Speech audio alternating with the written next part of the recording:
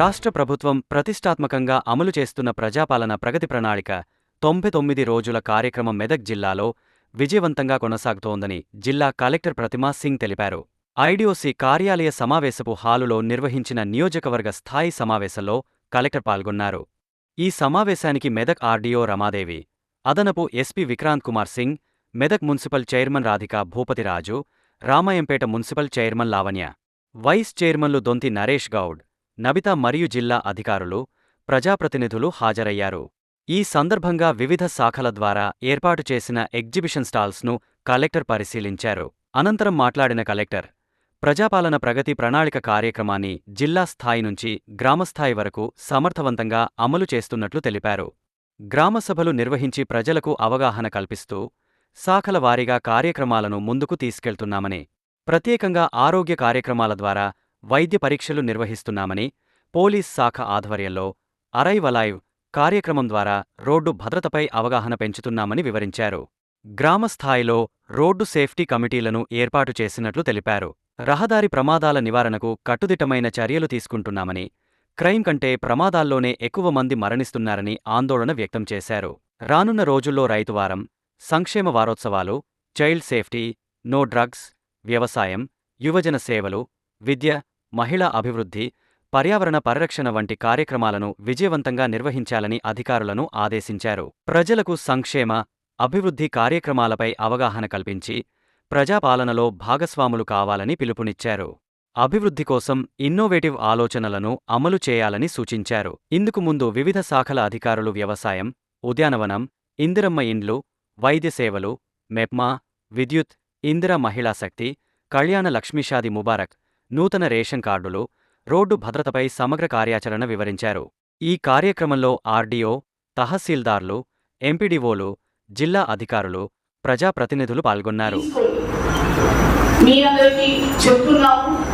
ప్రతి డే వారీగా మా ఆఫీసర్స్ తరఫు నుంచి, మా మండల్ ఆఫీసర్స్, విలేజ్ ఆఫీసర్స్ తరఫు నుంచి ఒక ప్రణాళిక పరంగా ప్రోగ్రామ్ కండక్ట్ చేస్తున్నాము. దాంట్లో భాగంగా మనం డిఫరెంట్ థీమ్స్ కవర్ చేస్తున్నాము. ఇంతకుముందు రాధిక గారు చెప్పినట్లుగా ఈ వారంలో మనం పిల్లల భద్రత గురించి మాట్లాడుతున్నాము. వచ్చే వారం మనకి రైతులు వారోత్సవం లాగా మనం చేస్తున్నాము. ఇంతకుముందు మనం హెల్త్, అరైవల్, పోలీస్ డిపార్ట్మెంట్ తరఫు నుంచి మన ఆఫీసెస్ లో కానీ మా చుట్టుపక్కల క్లీన్లీనెస్, శానిటేషన్ గురించి మనం రకరకాల ప్రోగ్రామ్స్ చేస్తాము. So before I go to all the topics, okay, this question adugutam. Your police related to arrival as told by our DSP garu and related to drug awareness.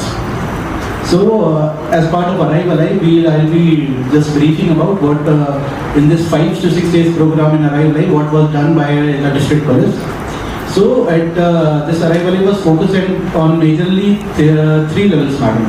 First at PS level, second at mandal level, and third at subdivision and district level. So all district officers were given a specific role and certain instructions were given to them regarding each day. So we focused mainly on 2 aspects, madam. One was awareness and counseling and other was enforcement. As part of awareness and counseling, various counseling and awareness programs were conducted in schools and colleges, madam. Schools and college children were told about DSP Garu told about defensive driving. Many programs were also held at small PS and mandal levels also, madam. దాదాపు ఈ రోజుకి 58 days కావచ్చు. ఇలాంటి ఒక మంచి కార్యక్రమాన్ని అంటే ప్రతి ఒక్క డిపార్ట్మెంట్లో కదలిక వచ్చింది. నేను వచ్చి 3 months అవుతుంది, కానీ ప్రతి ఒక్క డిపార్ట్మెంట్లో కదలిక తీసుకొచ్చినటువంటి మన సీఎం రేవంత్ రెడ్డి గారికి మరియు మన మెదక్లో దీన్ని ఇంప్లిమెంట్ మంచిగా చేస్తున్నటువంటి మన ఎమ్మెల్యే రోహిత్ గారికి, ఇక్కడ ప్రతిరోజు ఎక్కడో ఒక దగ్గర కనిపిస్తూ ప్రతి పనిని సక్రమంగా నిర్వహింపజేస్తున్నటువంటి కలెక్టర్ మేడం గారికి ఈ తరఫున నేను ధన్యవాదాలు తెలుపుకుంటున్నాను. ఒక ప్రోగ్రాం పెట్టడం వేరు, దాన్ని ఇంప్లిమెంట్ చేయడం వేరు. ఇంప్లిమెంట్ దిశగా ప్రతి ఒక్కరిని పరిగెత్తిస్తున్నారు. పారిశుద్ధ్యం దగ్గర నుండి ఫైళ్ళ క్లియరెన్స్ వరకు ప్రతి ఒక్క డిపార్ట్మెంట్ని పరిగెత్తిస్తూ మన మెప్మా అయినా లేడీస్ అయినా లాస్ట్కి చిన్న పిల్లలకి కూడా ఇందులో సేఫ్టీ గురించి చెప్పాలి అనేటువంటి ఒక ప్రోగ్రాం పెట్టడం చాలా అభినందనీయం.